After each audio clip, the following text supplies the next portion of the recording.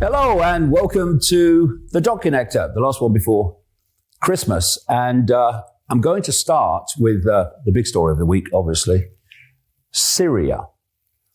What is all that about? Well, to put it into context, you've really got to look at this map. It is of an area of land known as Greater Israel, which encompasses the whole of Israel as we know it today, plus part of Egypt, the whole of Lebanon and Jordan, most of Syria, part of Iraq, and a great chunk of Saudi Arabia. Now, to appreciate what Syria and the invasion this week and the takeover of Syria by Islamic rebels, as they're now called, is to understand that map, because that is where Israel wants to go. And staggering as it may be, the reason for it is a biblical prophecy to Abraham. And got this article about the prophecy, which says that the word of the Lord came to Abraham in a vision. So all that's happening, the Greater Israel, and where the Israeli government and military want to go, is founded on a vision way, way back in what we call history. And in this vision, the Lord came to Abraham and said, "Do not be afraid, Abraham. I am your shield, your very great reward."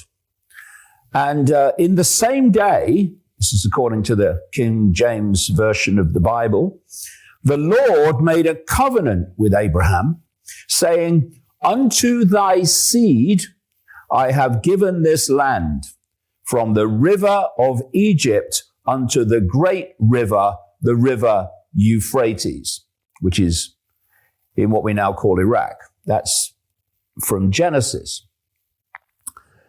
So it's this that is quoted to justify the expansion of Israel as we know it now out into these other countries. And it talks there about the Lord, God, Old Testament God, gave it to thy seed. But of course, if you look at the definition of Jewishness, it's not about genetics.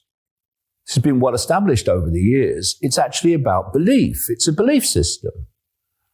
And there are families that follow families with that belief system.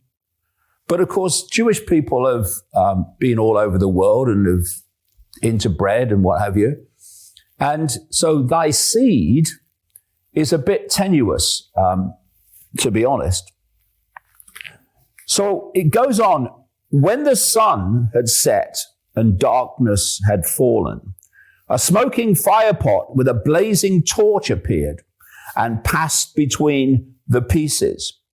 On that day, the Lord made a covenant with Abraham and said, to your descendants I give this land, from the Wadi of Egypt to the great river, the Euphrates, the land of the Kenites and Kenizzites and Cadmonites and Girgashites and lots of other ites and shites.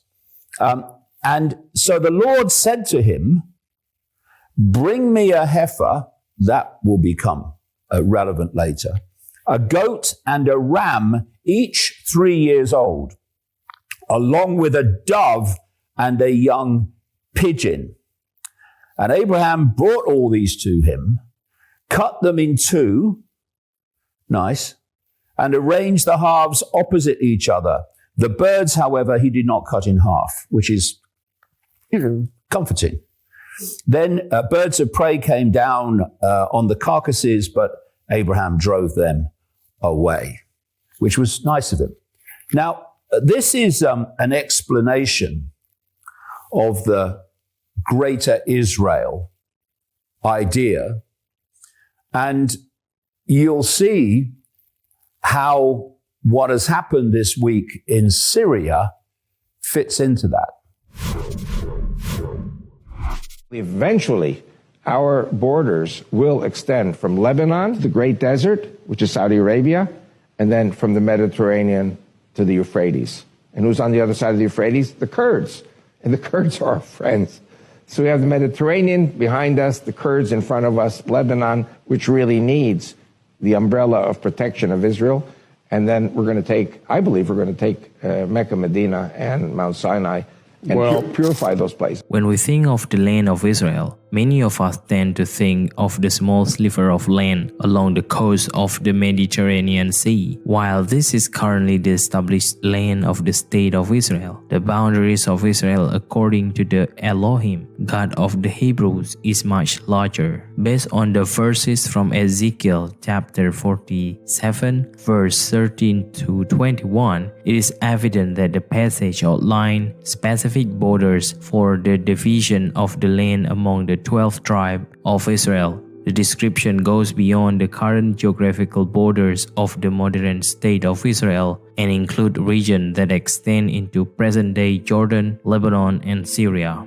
In Genesis chapter 15, verse 18, it says, "To your descendant I give this land, from the river of Egypt to the great river Euphrates." This is the promised land. That is why the founding father of Israel explained his vision that the state of Israel will be from the Nile River in Egypt until the Euphrates rivers in Iraq. This ideology is depicted in Israeli flag. Two blue stripes mean from Nile River to Euphrates River. This is the promised land. This is the promised land, which came to Abraham through a vision a long time ago. And all these phenomenal periods later, it's dictating events in the world, which to me seems insane. But there we go. It's the way we are. And so the first move to the greater Israel was for the state of Israel to be established in 1948. And then through various wars with surrounding Arab states, more and more of the land of Israel has been taken over by the Jewish government. And you can see from this map just how that process has unfolded, where now you've got enclaves of Palestinians in the West Bank and in Gaza, you're seeing that land being cleared of Palestinians. So the process of taking over the whole of what we call Israel is well underway. And here's just an example of what's happening in Gaza. And it's absolutely horrific the way it is being razed to the ground through incessant bombing and ground invasion. And so how did this come about? If we put it into the context of the expansion into Greater Israel, the current slaughter and removal of the Palestinians from Gaza began, of course, after October the 7th, when you had multiple breaches of the border fence between Gaza and Israel by, quote, Hamas.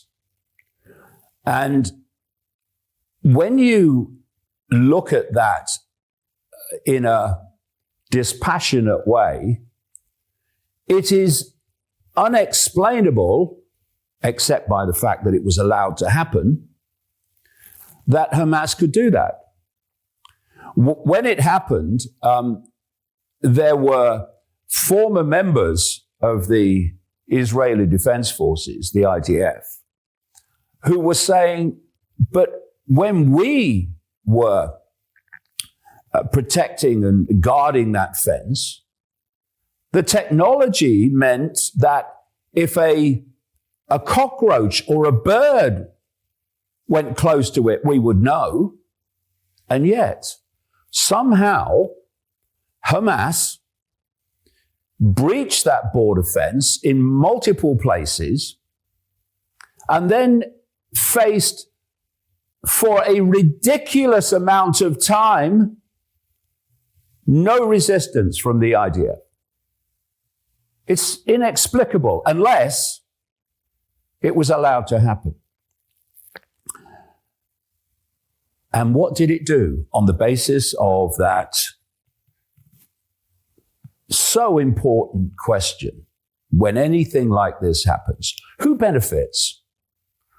Who benefits from this situation? Well, anyone who wanted an excuse to do to Gaza what has been done and continues to be done, which is kind of interesting when you look at the relationship and history between Mossad, the Israeli intelligence network, and Hamas.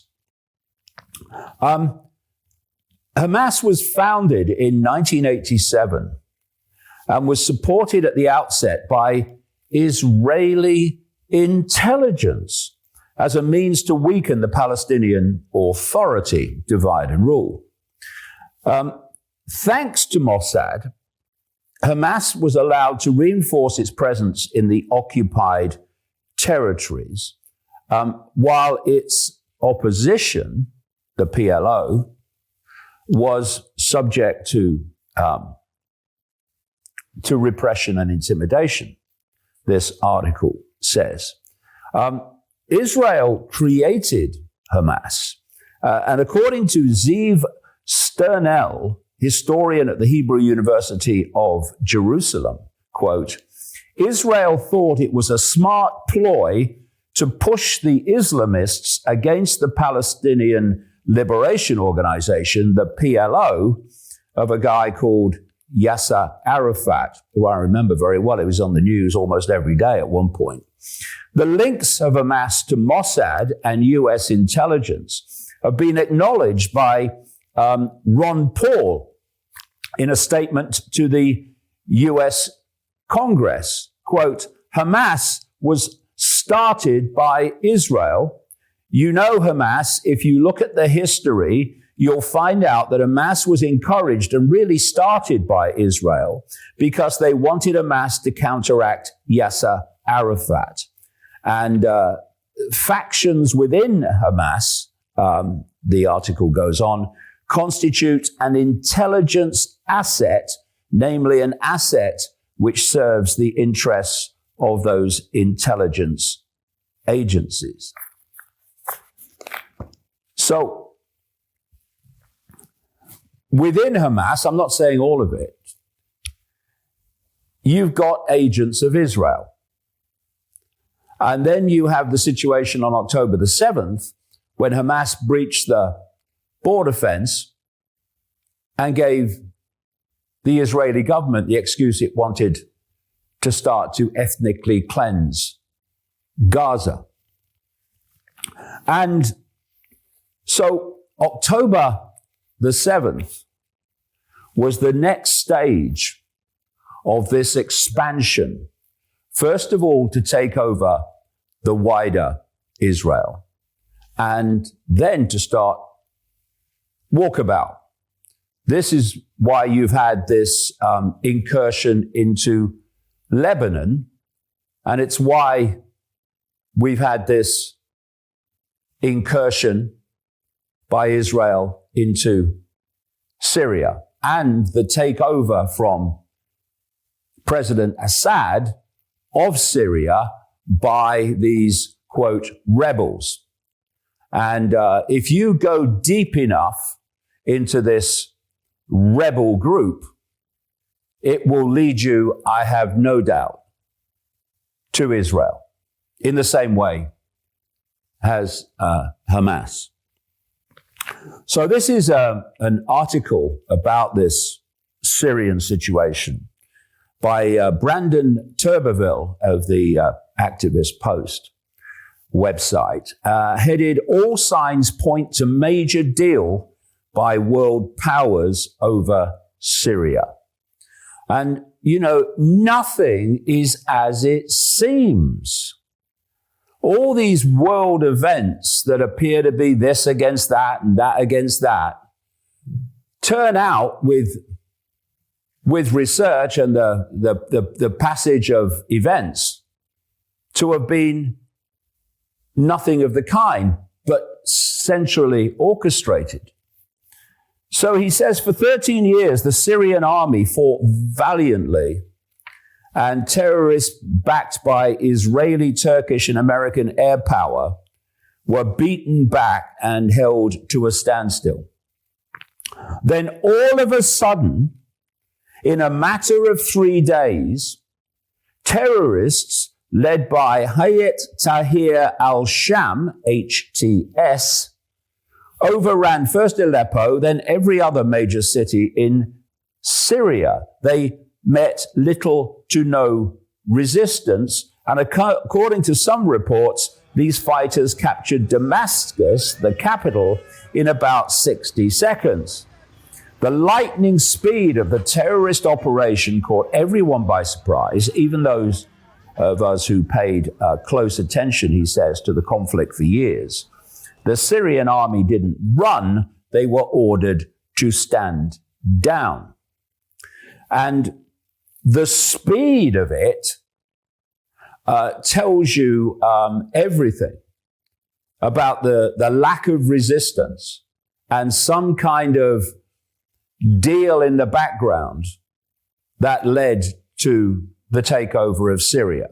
Followed, of course, immediately by the mass bombing of Syria, military targets and others, that were started by Israel once Assad had gone. And also a ground invasion to take more of Syrian land and call it Israel, as the greater Israel unfolds. So it goes on. Bashar al-Assad fled Syria with his family and headed to Moscow. Syria, its military and civilians, were left to the mercy of some of the most merciless fighters of the 21st century. And the presidential palace has been looted, and the statue of Hafez al-Assad, Bashar Assad's father, has been torn down, dragged through the street, and beheaded. Now, the leader of these rebels, Islamist rebels, is Abdul Mohammed al-Julani. Seen many different spellings of that name, and also he seems to have changed his name and taken up another one. I don't know, you can't keep up with it. Well, he's the leader of HTS and is a long-time terrorist with Al-Qaeda and ISIS. And this is some background of this bloke.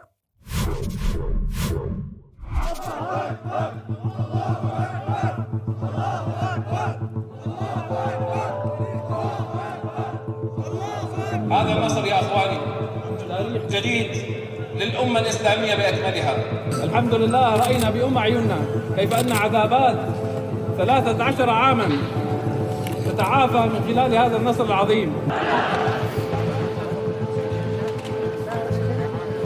وأن مصلحة الجماعة مقدمة على مصالح الأشخاص.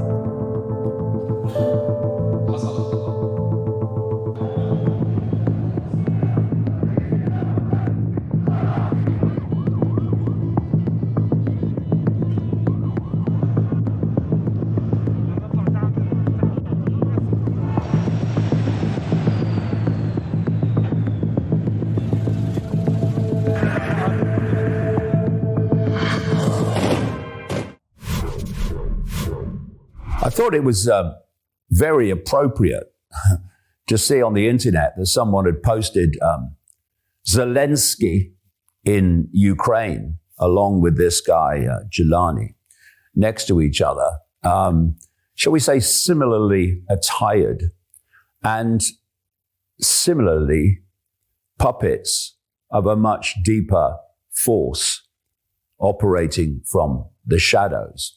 And this is such an important thing to grasp world events, that just because something seems to be in opposition to something else doesn't mean that at the core that they are.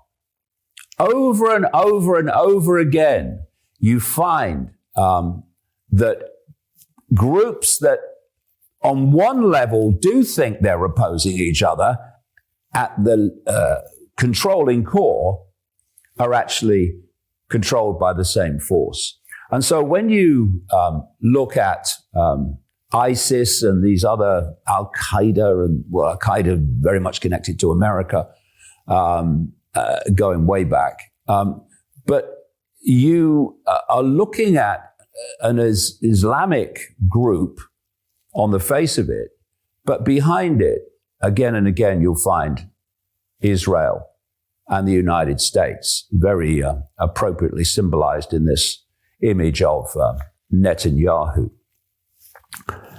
So here we have Tuberville talking about, if one observes the proceedings of the previous week, it is beyond clear that an international deal was made between Russia, the United States, Turkey, Israel, Assad, Hezbollah, and out of Lebanon, and the leader of the army fighters inside Syrian territory.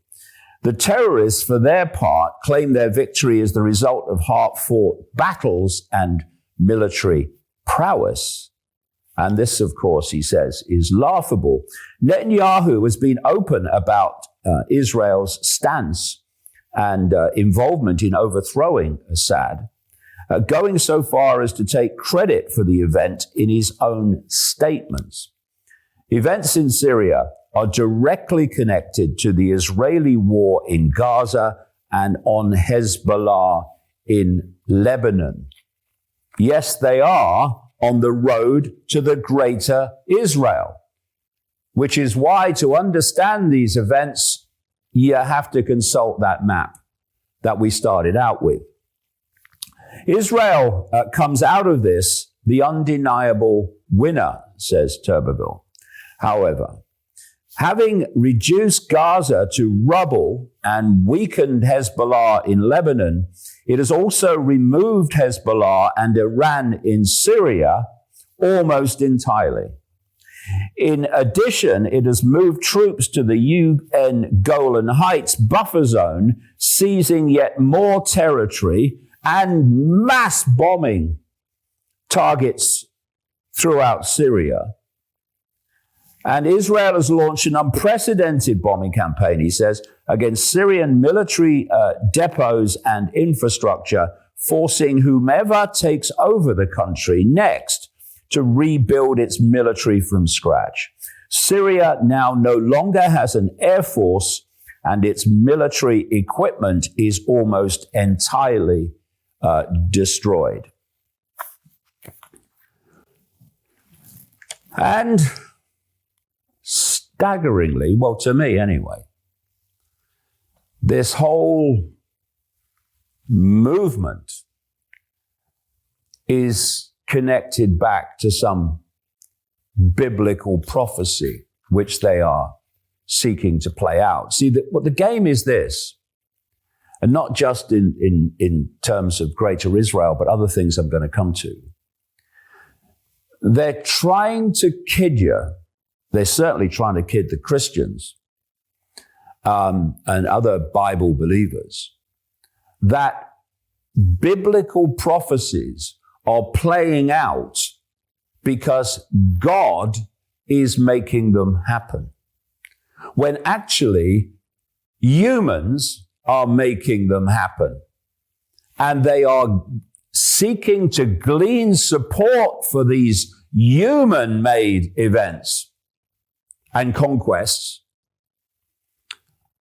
because they persuade people to believe that God is fulfilling biblical prophecies. It's pathetic. You've got the Islamists claiming that Allah is behind them and they're doing it for Allah. And you've got the Jewish people, believers, saying that their Yahweh God is fulfilling biblical prophecies. You've got the Christian version of God being claimed to be fulfilling these prophecies and what they call the end times. So what is that all about? Because to understand this is to understand what's happening in the world today and why events are happening and what's behind them. So this is an article, The Final Battle, Understanding Armageddon, or Megiddo, as it's known. Armageddon derived from the Hebrew Har Megiddo, meaning Mount of Megiddo, and it's famously known as the site of the ultimate battle between the forces of good and evil. Shockingly, this is what's driving these prophecies. This term appears once in the Bible in Revelation, where it refers to the location where the kings of the earth and their armies will gather for battle on the great day of God Almighty. Because God Almighty, especially the Old Testament one, does seem to like a war and a slaughter. Loving God, though. Armageddon is not an isolated event, but a climax in a series of prophetic occurrences. According to the book of Revelation, here is the sequence leading to Armageddon. 1, the tribulation period. The tribulation begins with the Antichrist's rise to power and his establishment of a peace treaty with Israel, initiating a 7-year period of turmoil. The early part of the tribulation involves global conflicts, natural disasters, and severe persecution of believers. 2, the seals, trumpets, and bowls. Throughout the tribulation, a series of judgments are unleashed, symbolized by the opening of the 7 seals, blowing of the 7 trumpets, and the pouring out of 7 bowls. Don't ask. These judgments bring war, famine, plague, and other catastrophic events upon the earth. 3, the gathering of the nations. The Antichrist, influenced by demonic spirits, gathers the kings of the earth for the final battle at Armageddon. This gathering signifies the preparation for the ultimate confrontation between good and evil. The return of Christ, number 4. At the climax of this period, Jesus Christ returns. This is what they're using to pull the Christians in to support this bloody nonsense. Riding on a white horse, he'll be, it says, and leading the armies of heaven. Always armies, isn't it? Fighting each other. His return signifies the defeat of the Antichrist and his forces culminating in the decisive battle of Armageddon. Number 5, Satan bound. Following the battle, Satan is bound and imprisoned for 1,000 years, marking the beginning of Christ's millennial reign on earth. The Battle of Armageddon is characterized, it said, by the suddenness and unexpectedness of it happening. Just as people in the days of Noah were caught unaware by the flood, the world will be caught off guard by the events leading to Armageddon. They will be if they don't pay attention and realize what it's all based on. The battle signifies not just a physical confrontation, but a spiritual one, where divine justice prevails over evil. But whether it's good or evil will depend a lot of the time on the propaganda telling you what to believe is evil and what to believe is not. So the conclusion is that we must have vigilance and readiness, apparently.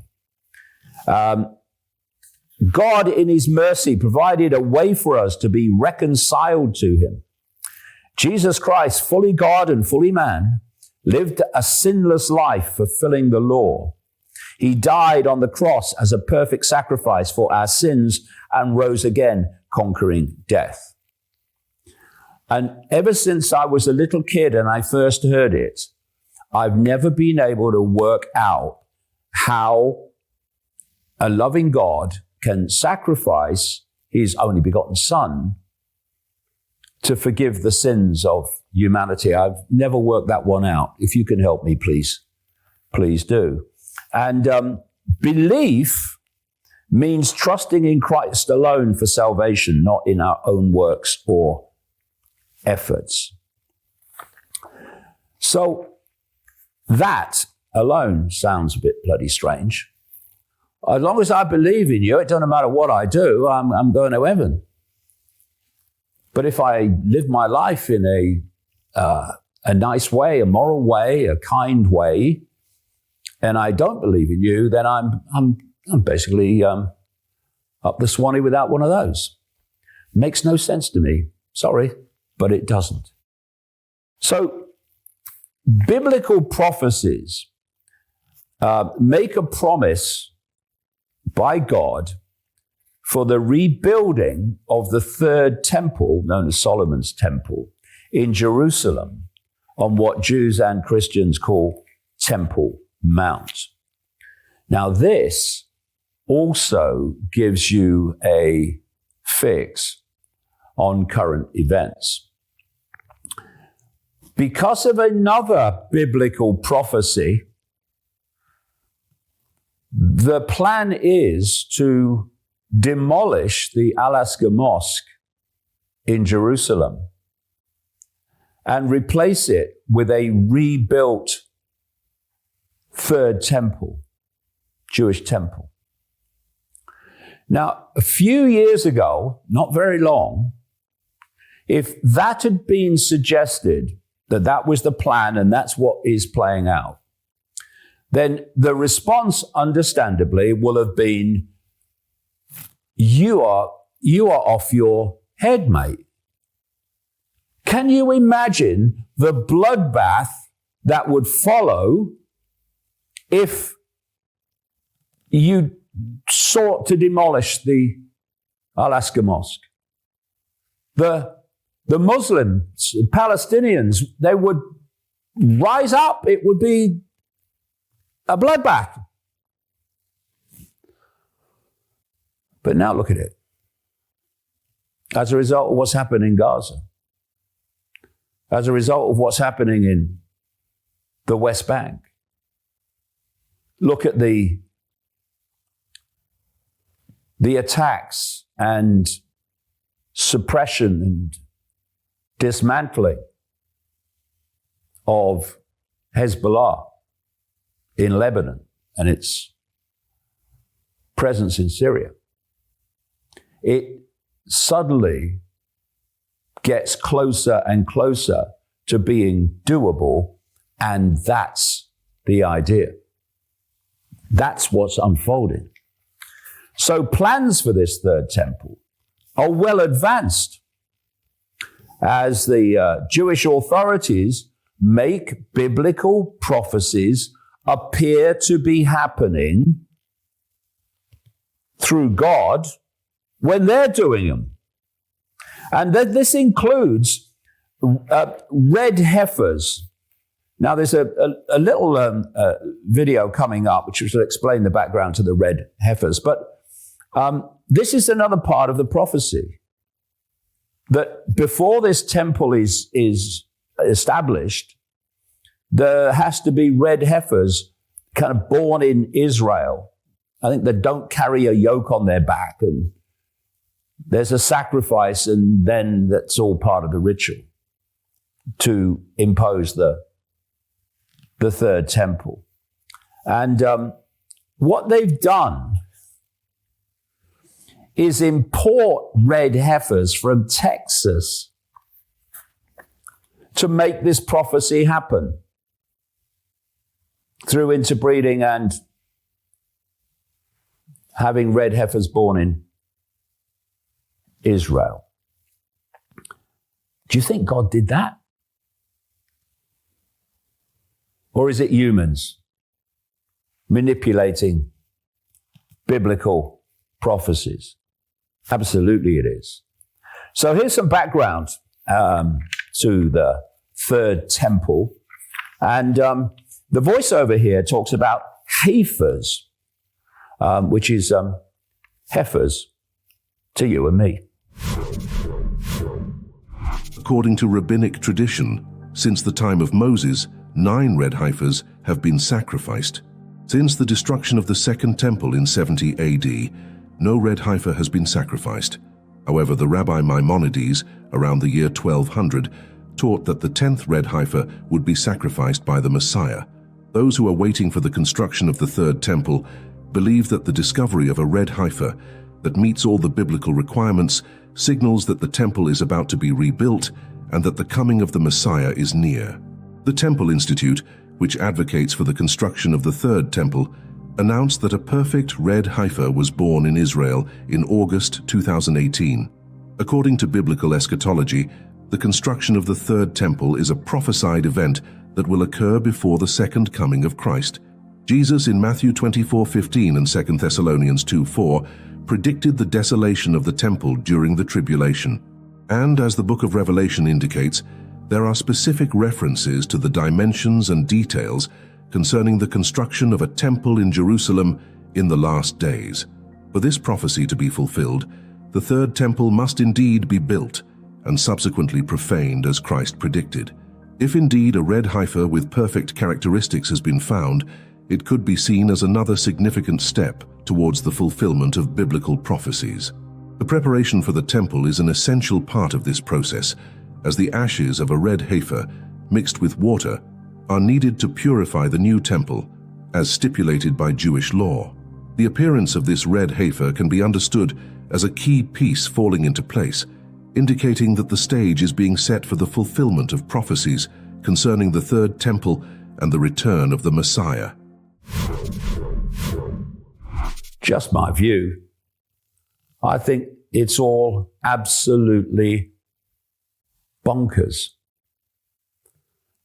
And here we have current events, including war and slaughter, being driven by prophecies in a book, whatever you believe or don't believe, written by who knows when, in who knows what circumstances. I mean, It's a bloody head shaker, surely. And these prophecies are not happening thanks to God. They're happening thanks to humans. And Russell Brand, of course, is just a few months ago now, maybe a bit further, time flies, even though it doesn't exist. He has been converting to Christianity, now posts all the time Christian things on the internet. And he posted this week, that these may be the end times.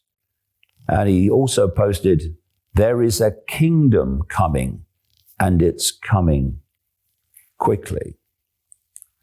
And that captures the way that biblical belief is driving current events. And then you look at Trump's picks for major positions in his new administration. People like Mike Huckabee, who he has selected to be the US ambassador to Israel, who is all in favor of this stuff, these prophecies playing out, and the new temple and all that goes with it. Sure, he's all for the greater Israel. Then you've got the defense secretary. Huckabee, by the way, won't even talk about the West Bank. He'll only talk about Samaria and Judea. That's the extent of it. He's a Baptist preacher. He buys the bloody lot. Ambassador to Israel. Then you've got the defense secretary, who's been picked. A lot of controversy about that, but he's still there at the moment as I speak. Who's all into all this. You've got the UN ambassador, the US ambassador to the UN, crucial position for these things and these events. Israel fanatic. You've got the Secretary of State, Mark Rubio, Israel fanatic. Even Robert Kennedy Jr., Israel fanatic. And there's Trump, who's been owned by Israel most of his life. And when they come in, Israel will get whatever it wants. And on top of that, there was this story overnight as I'm recording this. Staunchly pro-Israel Brian Mast picked to lead House Foreign Affairs Committee. This is Brian Mast, who's volunteered with the Israeli Defense Forces and has spoken out firmly for Israel, was selected by House Republicans to chair the House Foreign Affairs Committee, another major part of this foreign policy network. Among other things, Mast is a staunch supporter of Israel, it says here. In addition to his service with the US military, he volunteered in the IDF through the Sar-El organization, working at a base outside Tel Aviv, packing medical kits and moving supplies. And following the October the 7th happenings, horrors for everybody, then and since, Mast arrived at Congress after that wearing an IDF uniform. And you'll be surprised to know this, but Prime Minister Netanyahu congratulated Mast on his appointment, stating, "Congratulations to Congressman Brian Mast on his appointment to the House Foreign Affairs Committee. Brian Mast is a great American patriot and true friend of Israel," which is more like it. So there is just some of the background to the events of this week in Syria. And that map of the greater Israel is one to keep in mind as future events unfold. So that's it for the public part of the Dot Connected this week. To see the rest of it, which includes a look at this strange phenomenon going on in the East Coast of America with all these drones that people are seeing.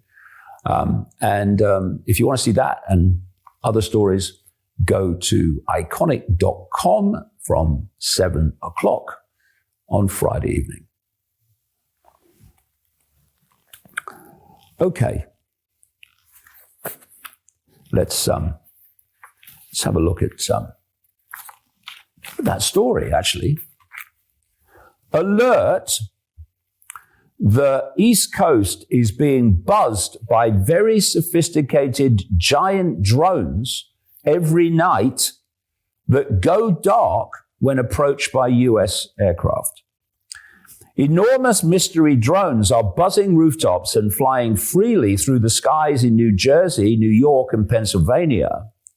And our government is powerless to stop it. Well, they're not, in the sense that they might try to do something about it, but they're not doing that. And to be honest, the idea, given it's been going on now for a while, that they have no idea whatsoever what's going on. Sorry, I don't buy that at all. Anyway, they're not telling us. Drones have been spotted over military facilities, water reservoirs, transportation hubs, police departments, and other sensitive installations. But even though some are the size of cars, and even though they're buzzing us at rooftop level in some cases, we can't seem to track them effectively. And when our aircraft do approach, they go dark and disappear. These drones, the article says, have been appearing just about every night since mid-November, and there are countless eyewitnesses. New Jersey State Senator Doug Steinhardt says he saw them from his own front porch. He said, "I'd be happy with an explanation that we've looked at it and we don't have information, or for law enforcement to say it's an ongoing something or other. You know, that's as much as we can tell you. But we're not even getting that, unfortunately," he says. So anyway, here's what people have been seeing night after night. In the skies above the east, reports of mysterious drones. Look, guys, there's one there, one there, one there. Turning into thousands of posts going viral online. Coming in one after one. With people from coast to coast now spending a lot more time looking up and pointing their cameras into the night. This is bizarre. There's more over there, look. Some could be optical illusions, planes that seem closer than they are. You can hear that one. That is definitely a plane. But others have defied normal explanation. What the f***? Car-sized drones operating for hours in restricted airspace and able to elude local law enforcement when they send their own drones up to give chase. In New Jersey, the Army reporting the Picatinny Arsenal has had 11 unauthorized drone incursions in the last month. Look what's back again. Same spot as last night. 21 local mayors now demanding answers from the state. The minute you get eyes on them, they go dark. This is something we're taking deadly seriously. The entire month before that, it was nightly drone incursions over Langley Air Force Base. Let's just start with current events. Today, a congressional hearing on Capitol Hill on the national security threat drones pose. What is going on in New Jersey? We're investigating, but I don't have an answer of who's responsible for that, of one or more people that are responsible for those drone flights. But for those who see them on a nightly basis... Not a plane. That is a drone in the airspace. The drones are a very real reminder. Almost hear a little bit of a hum. That our airspace... It's a very little thermal signature. ...is not as secure as we might hope. Well, now 21 mayors of towns in New Jersey are demanding action in a letter sent to Governor Phil Murphy over the mysterious drones that have been spotted flying overhead in recent weeks. And the governor, Phil Murphy, said state and federal agencies, including the Department of Homeland Security, are actively investigating. And he noted that 49 sightings were reported on Sunday. And there are a number of theories going around about what's happening. Either Russia, China, or another one of our enemies, the article says, has a drone technology that we cannot defend against, or these drones originate from a source that is not human. The article says, as I've discussed extensively, there has been a dramatic increase in sightings of unidentified aircraft all over the world in recent years. At this point, it is becoming very clear that something truly unusual is happening. Now, maybe there'll be a simple explanation. Can't think of one at the moment, but maybe there will.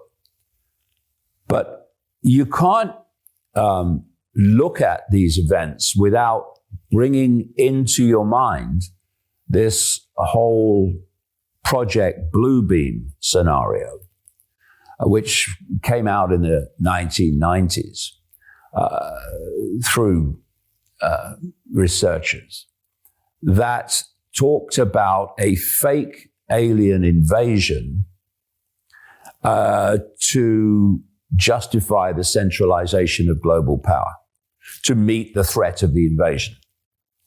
And so if you look at the sequence, I remember in the 1990s being in America a lot, and I talked to loads and loads of whistleblowers in the military industrial intelligence complex in those years, who were telling me that what we call UFOs that can do apparently incredible feats, because as I've said over the years, one of the crucial things to keep the public ignorant is to present them with a fake cutting edge of technology. So you present them with Elon Musk's rockets. This is the cutting edge of technology, when actually your cutting edge is over the horizon in terms of what you can do, in terms of craft and technology in general.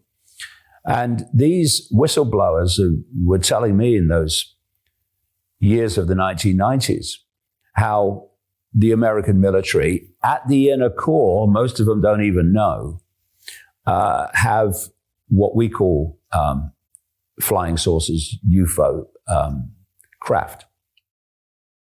And so you add that to some of the stuff that came out with the Project Bluebeam revelations, which was about holographic technology, beaming holograms into the sky that make it look like there's an alien invasion. That's on top of the craft they actually have. And also part of Project Bluebeam, which kind of starts to connect into what I've been talking about earlier today, is that the plan included projecting religious figures into the sky. And then I think as I recall, fusing them together into one focus of worship. And so you look at those days of the 1990s, I remember well. And whenever you started talking about unidentified flying craft, the authorities would immediately jump on it and call it a weather balloon or nonsense, and it's just ridiculous. There are no such things, when people were seeing them all the time. But in the last few years, you've seen suddenly people from within the intelligence military community going onto Capitol Hill and telling about UFO sightings by military aircraft, etc., and being caught on radar, that are doing things that cannot be done by craft that we know about. And then you've got these drones flying around. What are they? Are they kind of non-human or whatever? And, we need to keep in mind that this fake alien invasion, with all its knock-on effects in terms of centralization of power and so much more, is absolutely a possibility. And maybe we're being prepared for that. But we'll see. One of the things is for sure that at the inner core of the military, they will know exactly what these drones are. I'm going to do a little section now on something I've kind of been going on about for quite a time. But I've got some clips that sort of confirm what I've been saying. I've talked about designer manipulation, where you can't manipulate everybody in the same way. You can't manipulate different mentalities in the same way. You've got to target certain mentalities with designer propaganda.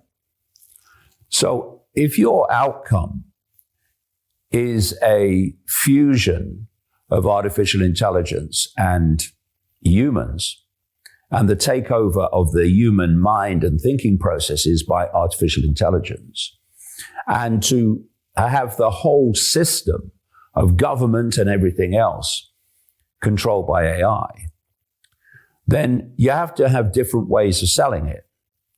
You can sell it to the woke left in a certain way. You can pretty much sell it directly, what I call the hard sell, through people like Schwab and Gates and their agents.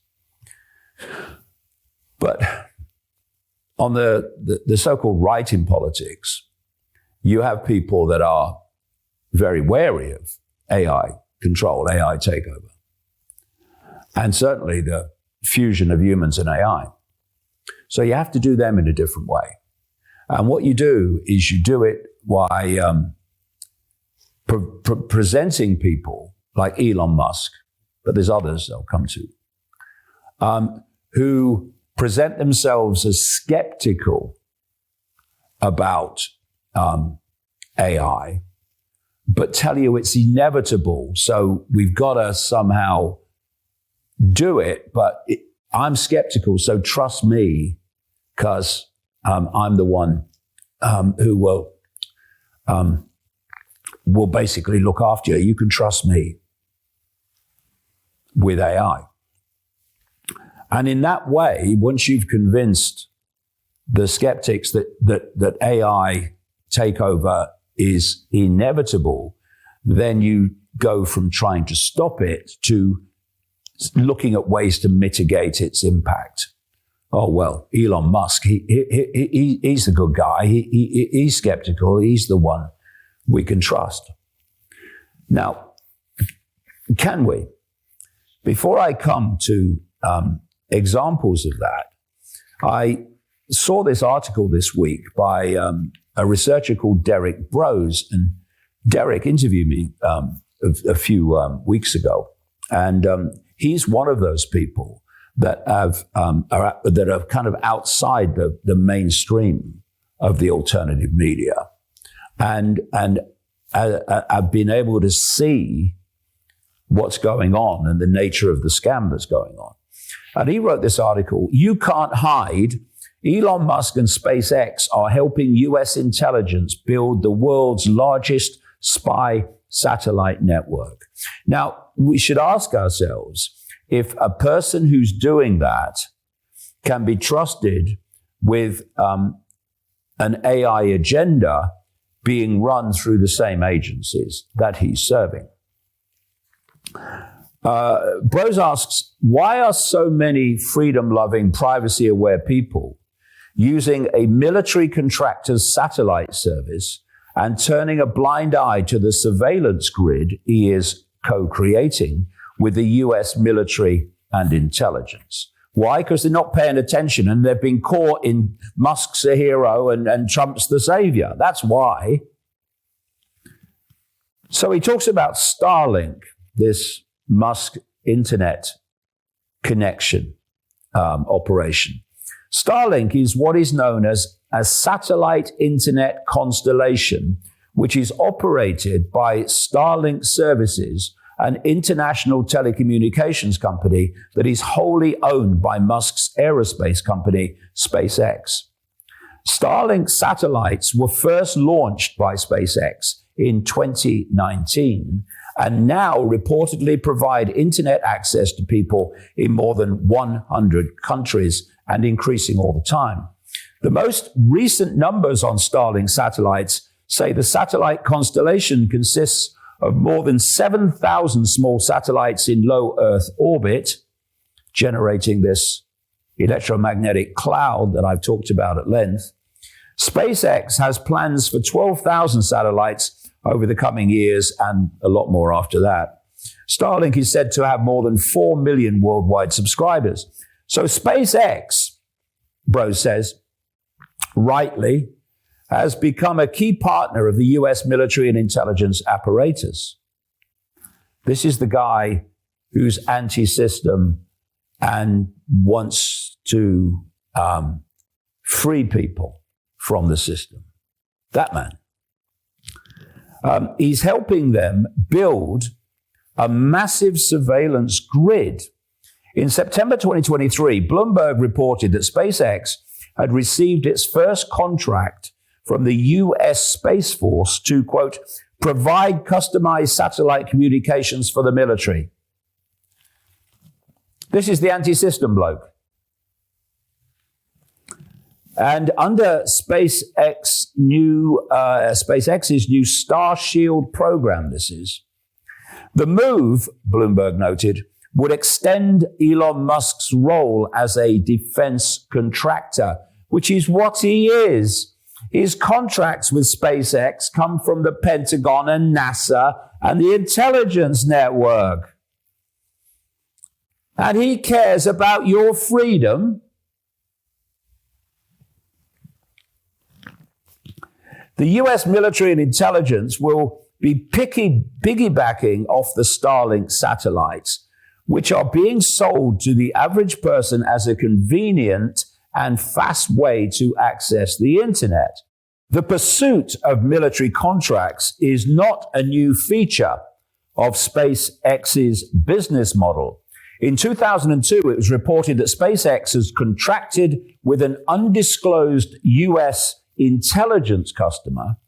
More recently, Musk's Starlink contracted with the US Department of Defense for an undisclosed amount to provide Starlink communication to the Ukrainian military.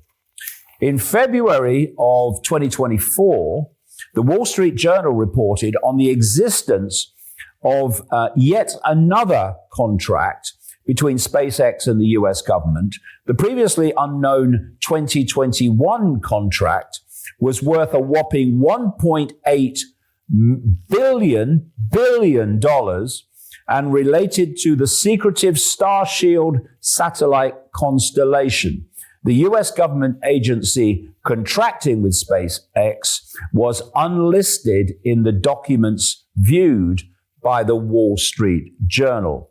Quote, the size and secrecy of the agreement illustrate a growing interdependence between SpaceX, a dominant force in the space industry, and the national security establishment, the Wall Street Journal reported.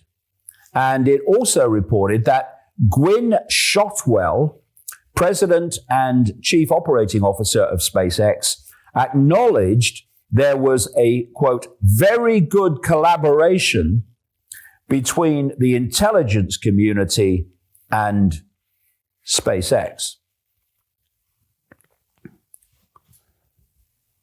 This is the man that is being eulogized as a freedom, free speech hero by great swathes of the alternative media and those who follow it. No wonder I've been pushing back on this without any care or consideration of the abuse that comes back, because this has to be exposed. There's a massive psyop going on. And Bro says in conclusion, we can clearly state that Elon Musk is a tool for the military-industrial complex. Even further, Elon Musk is a technocrat, a proponent of technocracy, a system wherein management of governments is handled by technical experts, often involving technology-focused solutions. Early proponents of technocracy, which included, in Canada, Elon Musk's grandfather, claimed that the concept would lead to better management of resources and the protection of the planet. However, the system of governance by technological experts and their technology would also involve a loss of privacy, a loss of freedom, as well as centralization of power and the management of all human behavior, which is where these freedom people are taking us. While telling us, well, we were just making you free. Although the term appears to have been largely forgotten, the technocratic philosophy and influence can be seen everywhere in our modern digital world. And as he points out, from Jeff Bezos at Amazon, Bill Gates at Microsoft, Mark Zuckerberg at Facebook, lesser-known names at Google and Apple, and of course, Elon Musk of Tesla, SpaceX, and Twitter, we can see the technocratic ideology. The technocrats are taking over, while people that don't want technocracy eulogize the technocrats taking over.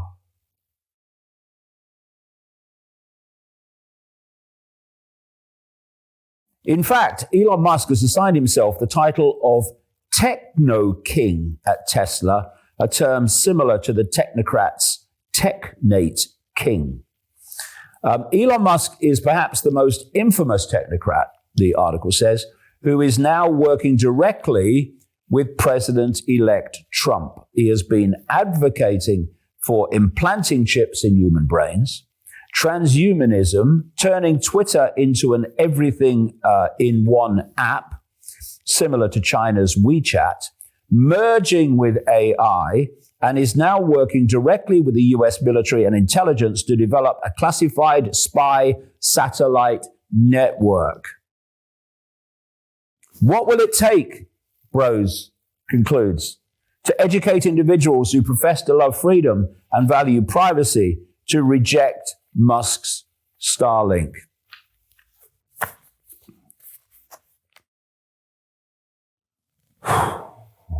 Clearing their brains of propaganda might be a start.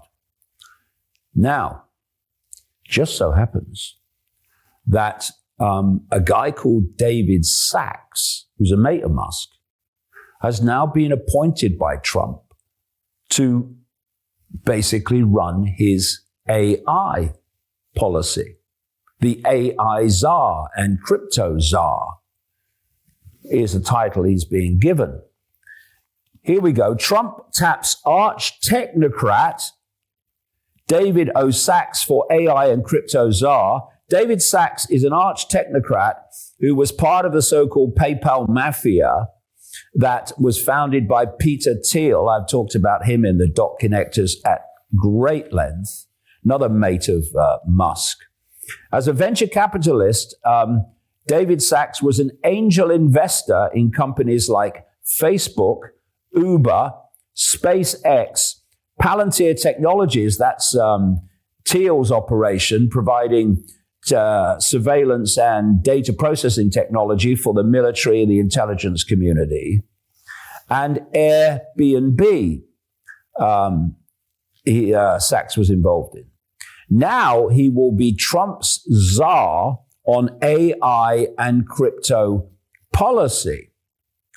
And at the same time, just a coincidence, nothing to worry about, Donald Trump has appointed a friend, a mate of Musk, to head the Federal Communications Commission, the FCC, that Musk and SpaceX need to give them permission for more satellites and other things.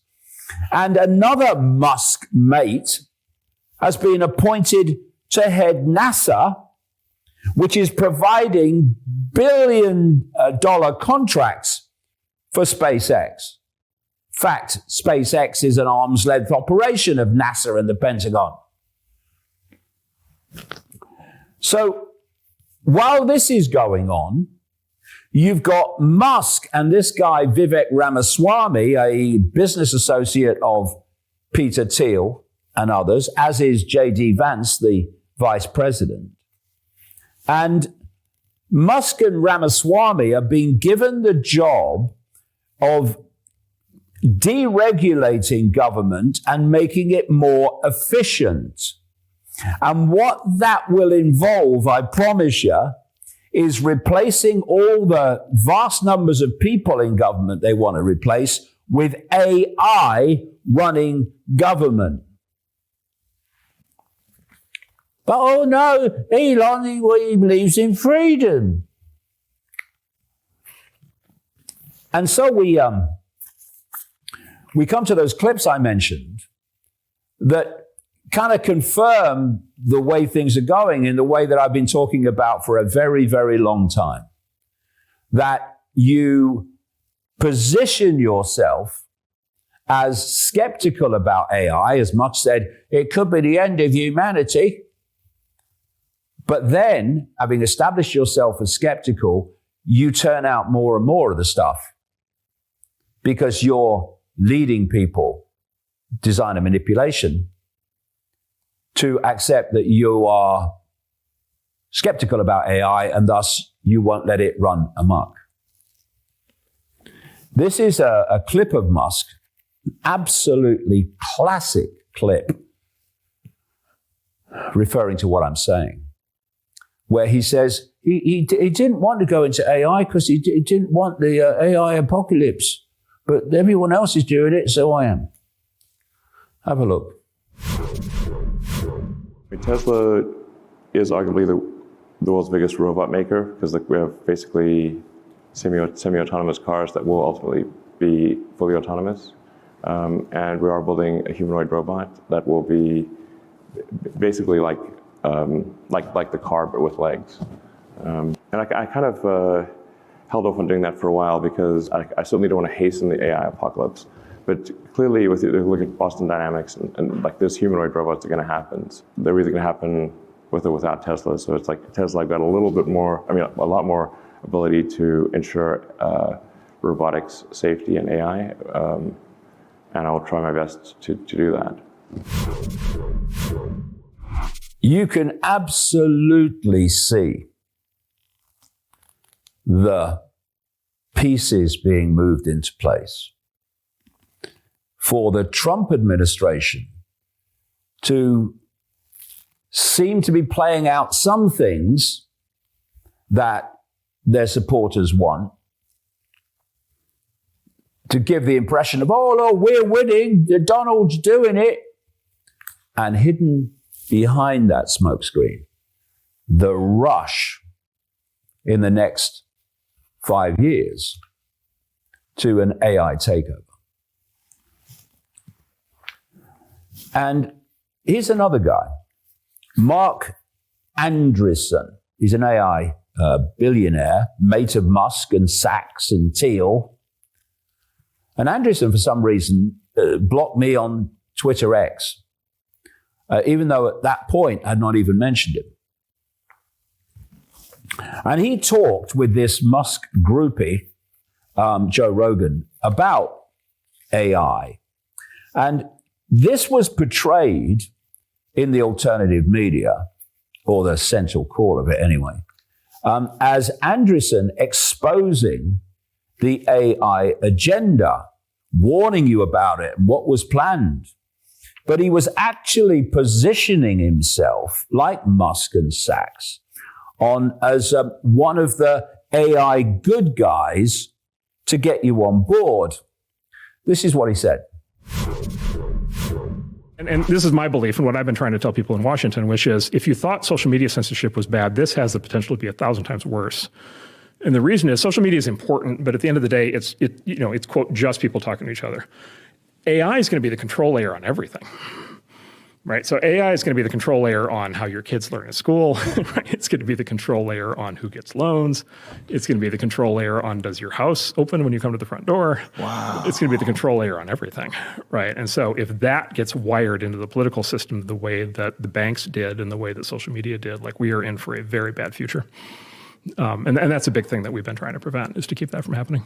And the Biden administration was explicitly on that path. Like they were very clearly going for that. And it was just like crystal clear that's where it was headed. And do you feel like with a second administration, they'd be even more emboldened to act in that direction? Yes, 100%. Another Biden administration for sure. And then there was an open question around Kamala, and the open question there was just she wouldn't, as you know, she wouldn't declare if her positions were the same as Biden's or if they were different. Right. And so, you could imagine a Kamala administration that had a very different approach, but she refused to clarify any of her positions. You see, it's the Democrats. They're the ones to worry about. We're the good guys. We're the good AI guys. While we lead you to the same place that the Democrats were leading you.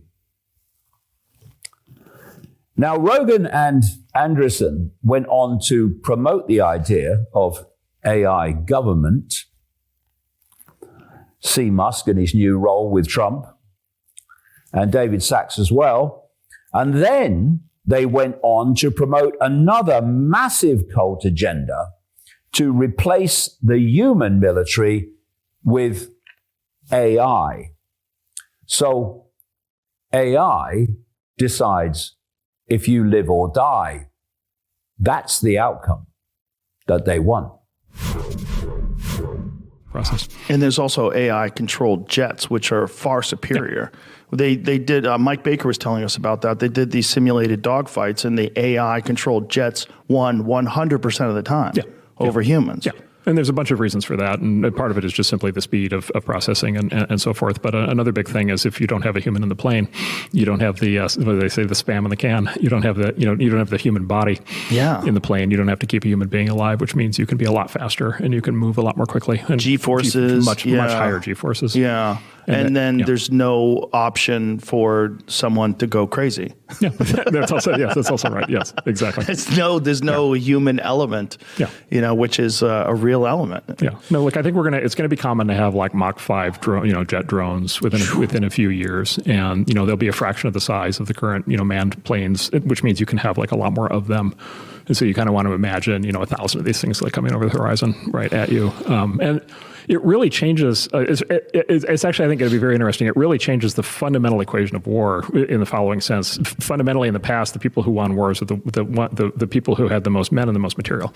Right. So you just needed the most soldiers and you needed the most equipment. And in this drone world that we're talking about, it's going to be the people with the most money and the best technology.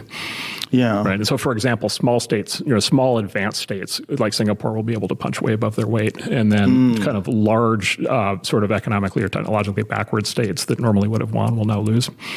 And so it's going to be a recalibration. And then it has the good news is you're not putting soldiers at risk, right? So you'll have a lot less death. The bad news, arguably, is it'll be easier to get into conflicts because you're not putting soldiers at risk. So there's going to have to be a recalibration of like when you actually like lean into an attack.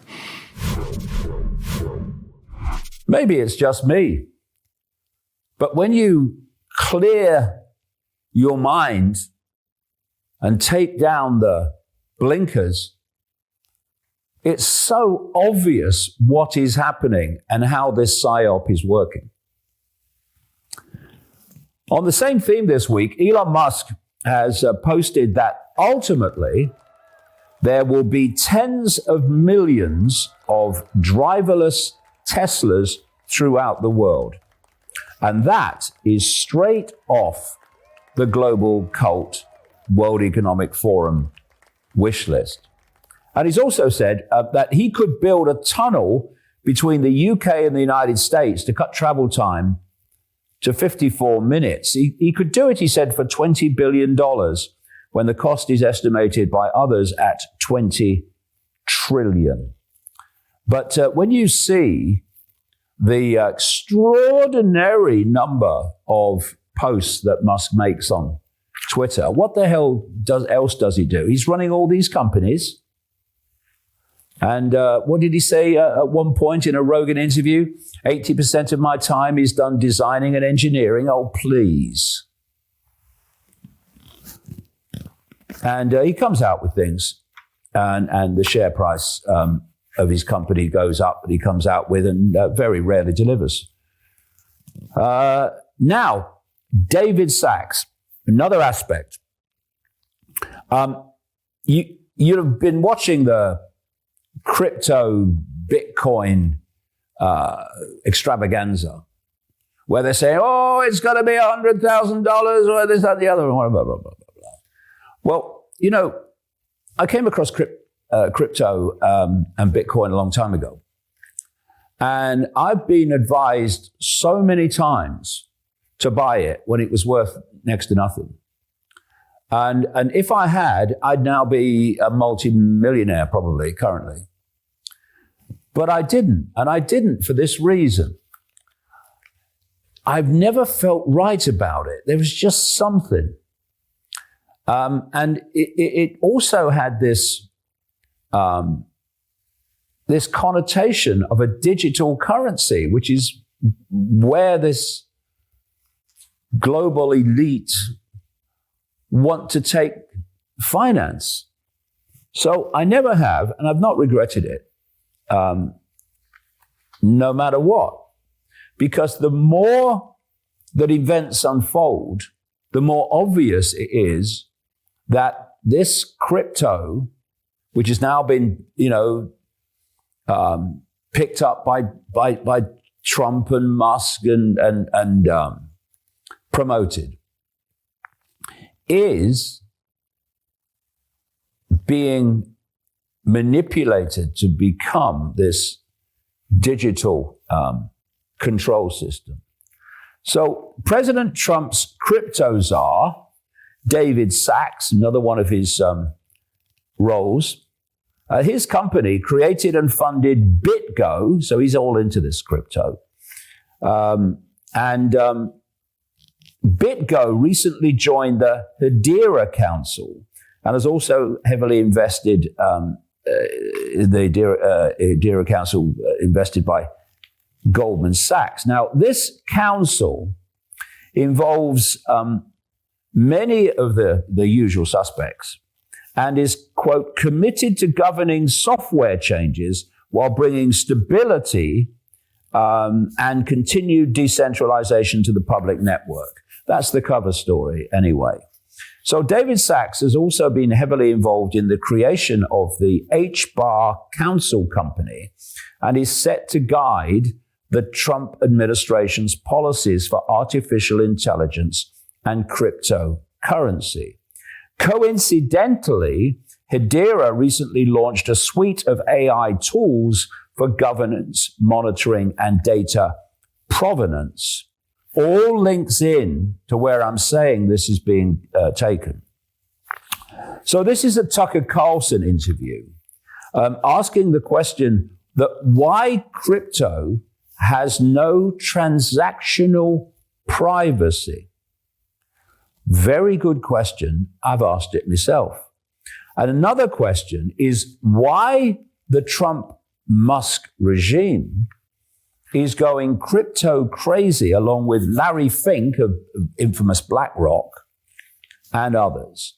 They are enticing you into a trap that's been set all along, in my view, into the digital currency financial control system. And at the same time, they're telling you it's about freedom. Have a look at this. A lot of people in the crypto world, I think, are admirable people. I'm friends with some of them. One you mentioned, actually, people I like and admire and largely agree with.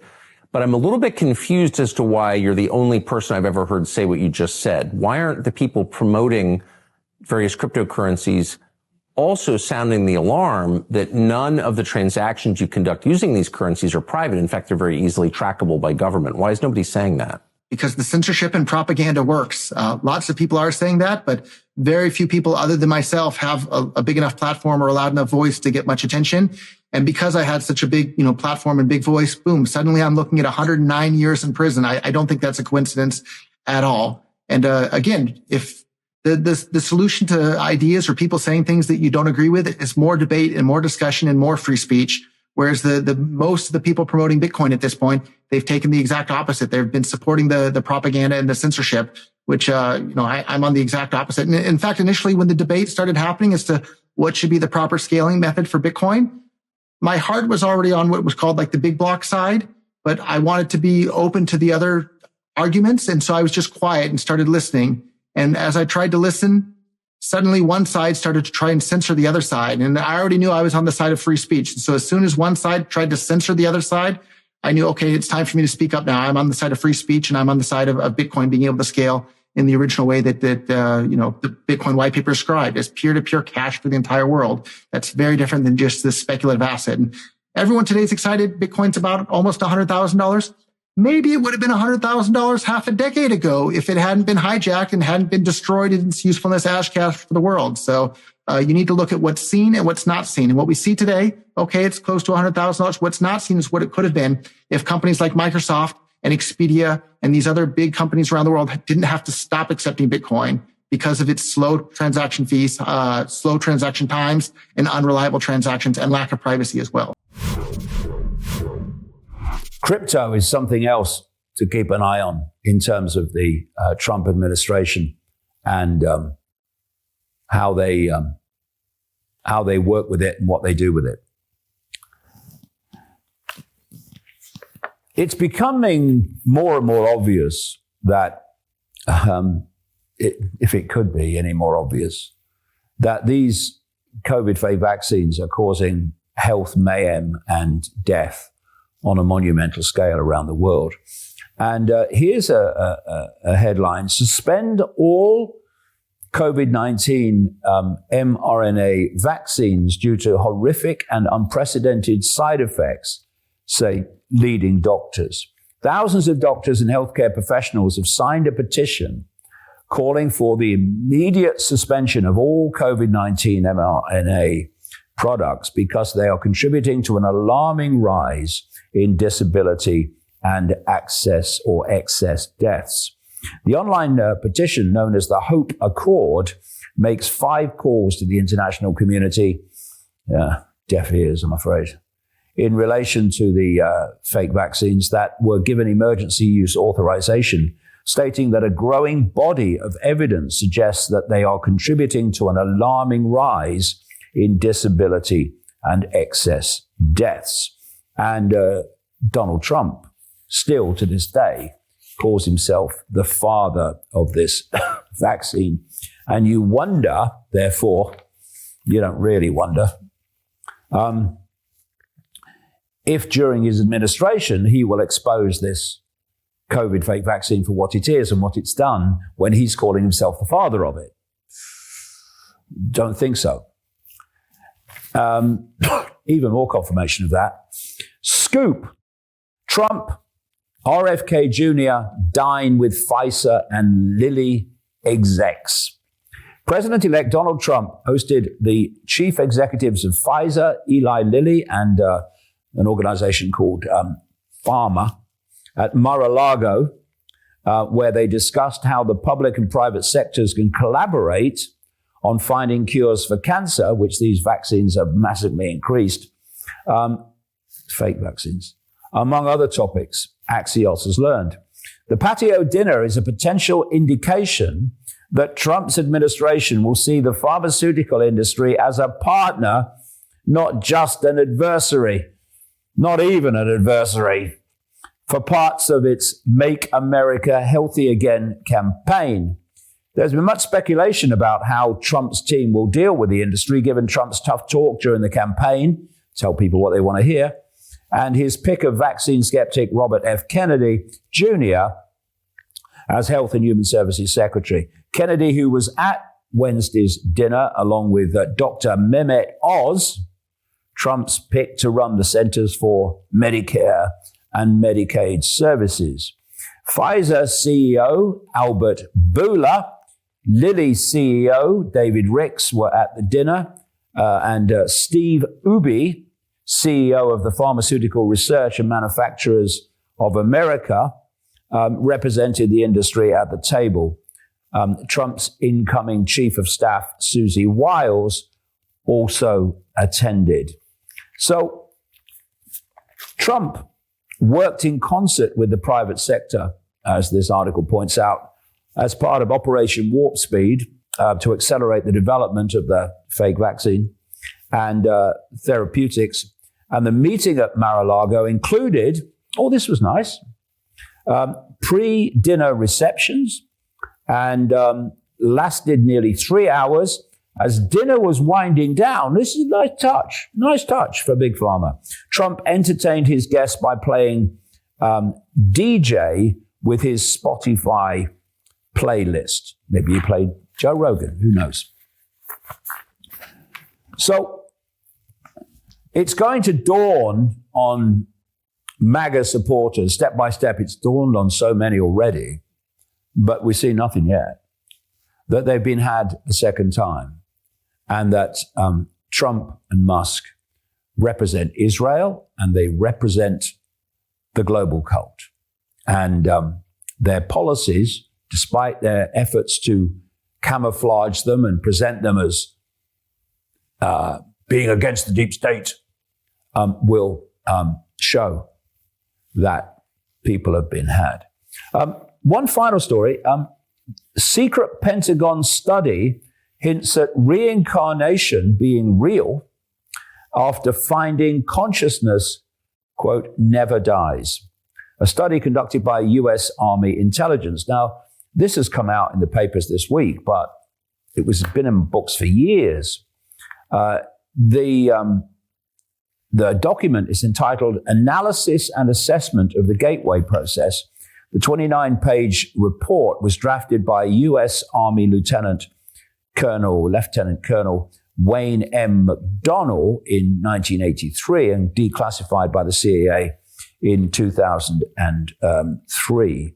And a comedian from Chicago called Sarah Holcomb has apparently been posting things about this document, hence it got into the papers, saying it summarizes the document as saying, we're pretty sure reincarnation is real.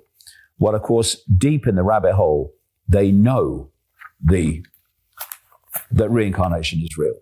And I've gone into this in the reveal and the trilogy in general, the trap, the dream, and the reveal, about how reincarnation is part of this simulation trap to keep us serving the hidden masters.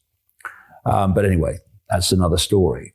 Reincarnation is one level of that gateway process, but what's not mentioned in this story is actually it was based on people, including a guy called Robert Monroe, who were skilled at projecting their consciousness into what's called the astral dimension. And that Monroe, as part of this whole deal, said that he was told by entities that he came across in the astral that humans were being trawled of their energy by this non-human force operating out of human sight in the astral dimension. And another point, very interesting to me, of course, is that so many of these gateway astral projectors came across reptilian entities in the astral dimension, that the gateway process gave them the name the alligators, because they came across so many of them. So,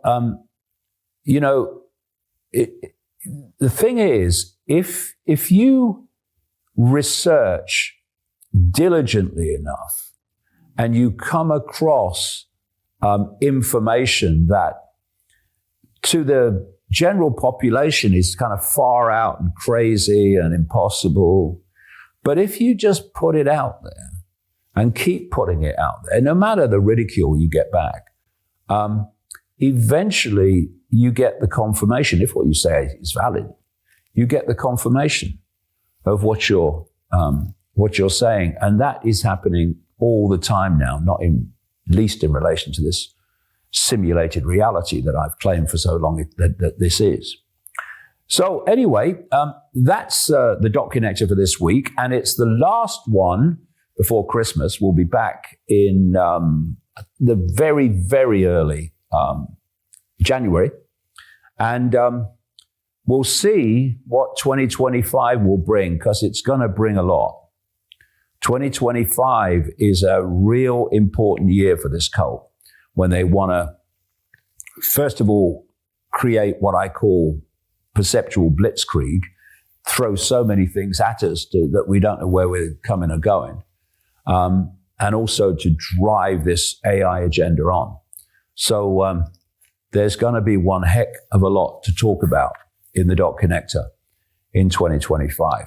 Have a great Christmas. Oh, by the way, before I go, there's a series over Christmas. I think the first one is on Christmas Eve, where I'm looking at AI and the AI agenda and all these different people involved in it, and how it's been thrust upon us and where it's meant to go.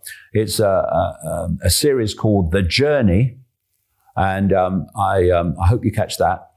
And I'll see you in the new year. Bye for now. You know, when you're born into the world, you tend to think the world is what you're born into. So when I was born in 1952, it was a very different world to this one, utterly different. For instance, not only were there no smartphones, of course, there were no computers.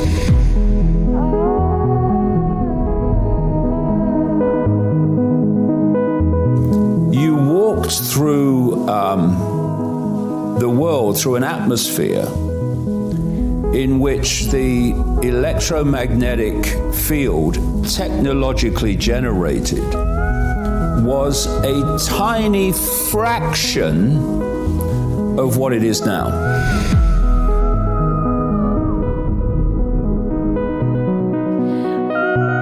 One of the first mobile phones, it was a frickin' brick with that big, heavy, real heavy stuff.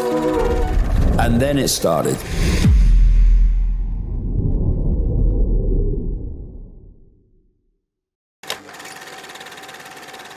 Hello. Hello. Hello. Hello. Hello. Hello. Hi. How you doing there? Yo. Hello. Hello. Hello. Hello. Yo. We hit one of the biggest points in the whole history of human control, the smartphone.